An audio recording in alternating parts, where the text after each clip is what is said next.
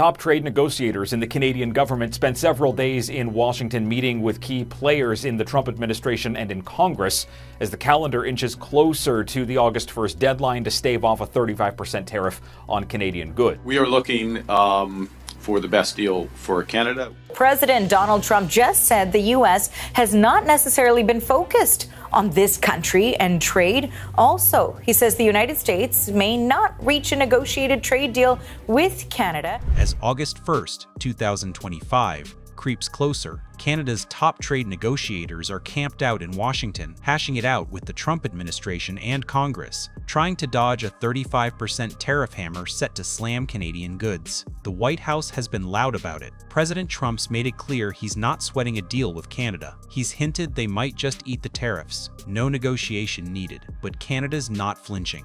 Their finance ministry dropped a bombshell.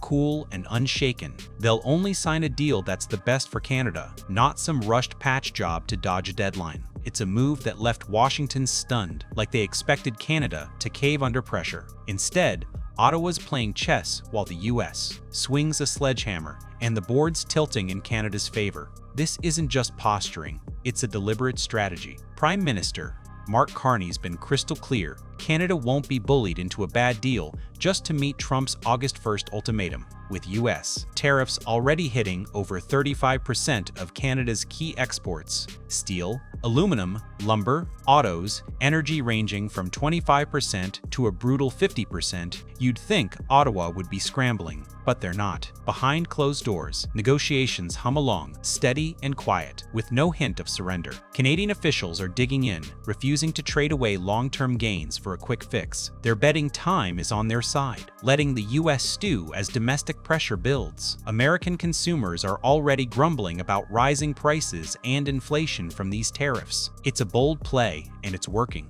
Washington thought Canada would buckle, but Carney's team is turning the tables, using silence and patience to shift the power dynamic. Carney's not just holding ground, he's rewriting the rules. Instead of reacting to Trump's tariff threats with panic or theatrics, Canada's quietly building a new economic playbook. Provinces like Ontario, the industrial engine, and Alberta, the energy powerhouse, are ready for a tariff war, backed by an $8 billion Canadian worker protection fund to shield industries like autos, steel, and energy. This isn't a last-minute scramble, it's a pre-planned defense. Canadian businesses were ready, with contingency plans in place to weather the storm. Meanwhile, Carney's team is stretching out talks, knowing the longer the U.S. waits, the more pressure mounts at home. American voters are starting to feel the pinch higher costs for everything from cars to construction materials. By staying calm and dragging out the clock, Canada's forcing Washington into a reactive corner where Trump's tariff bluff might just backfire. But it's not just about stalling.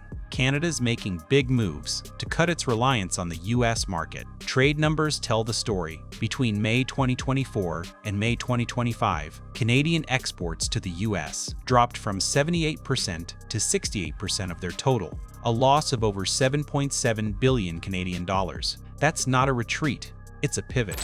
Exports to the EU, UK, Australia, Japan, and Indonesia are up 42%. Not enough to fully offset the US hit yet, but a clear signal Canada's looking elsewhere. Carney's been on a global charm offensive, racking up over 80 bilateral meetings with world leaders to forge new alliances. Take South Korea. On June 30th, 2025, Canada shipped its first LNG load from the new LNG Canada terminal in Kitimat, British Columbia, a $40 billion project backed by Shell, Petronas, Mitsubishi, and others. With a starting capacity of 6.5 million tons a year, set to hit 14 million, it's a game changer, opening a trans-Pacific energy corridor that loosens Washington's grip on North American gas. Then there's uranium, Canada's secret weapon. In 2024, Cameco, the country's biggest uranium producer, churned out 37 million pounds, grabbing 15% of the global market and shipping over 80% to Europe and Asia. As the world's second-largest uranium supplier after Kazakhstan, Canada's got leverage, especially in Saskatchewan, where U.S. tech giants like Amazon and Microsoft rely on those supplies for their data centers. If Trump slaps a 10% tariff on Canadian energy, Reuters warns U.S. uranium prices could jump 10% due to tight long-term contracts. Investors are already betting on Canada's mining sector, pouring money into gold and uranium stocks as a hedge against U.S. trade risks. Carney's not just negotiating with Washington. He's building a multipolar trade strategy, cozying up to Mercosur, the EU, and East Asia to make sure Canada's got options. Back home, Canada's doubling down on resilience. On June 26, 2025, the One Canadian Economy Act, Bill C-5, kicked in, and it's a total game changer. It's got two big pieces: the Free Trade and Labor Mobility in Canada Act, which clears out interprovincial trade barriers, and the Building Canada Act, which slashes approval times for major projects like energy, infrastructure, and mining from 5 years to 2. Those internal trade barriers used to act like a hidden 6.9% tax, slowing down goods, services, and workers. Now, with standardized rules across provinces, Canada's economy is moving faster, potentially boosting GDP by 4% a year, 200 billion Canadian dollars in gains. The fast track for projects isn't just red tape cutting. It's a signal to investors that Canada's open for business, tariff war or not. A new federal agency is streamlining approvals, giving a green light to clean energy, steel, and timber projects that strengthen Canada's core. This isn't just about surviving Trump's tariffs. It's about thriving without the U.S.-Canada's retooling supply chains, sourcing materials domestically,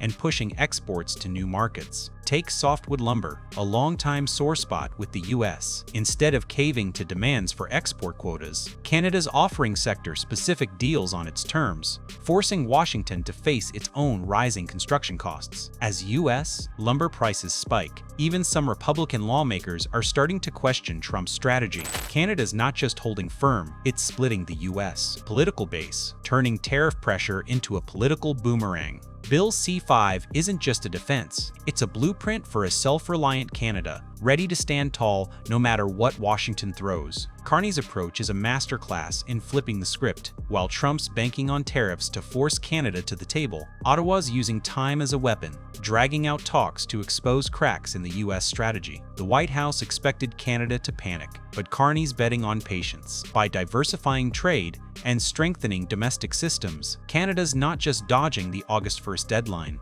it's setting the stage for a bigger fight. The real showdown comes in July 2026, when USMCA's review clause kicks in, forcing the US, Canada, and Mexico to decide the deal's fate. Carney's not scrambling for a quick win now. He's building leverage for that moment, ensuring Canada walks in strong, not desperate. This is bigger than a trade spat. It's a shift in how Canada sees itself. The days of bending to US demands are over. Carney's government is forging a new path, from domestic reforms to global partnerships. As Washington piles on tariffs, Canada's opening markets in Asia and Europe. As Trump raises barriers, Ottawa's tearing down its own, building a leaner, tougher economy. The US might think it's in control, but Canada's playing a longer game, one where resilience trumps ultimatums. So, what's next? Will Carney's global pivot outmaneuver Trump's tariff blitz? Or can the White House pull a surprise to flip the board? Drop your thoughts in the comments. Are Canada's moves building a post-America alliance, or is there still a deal to be made?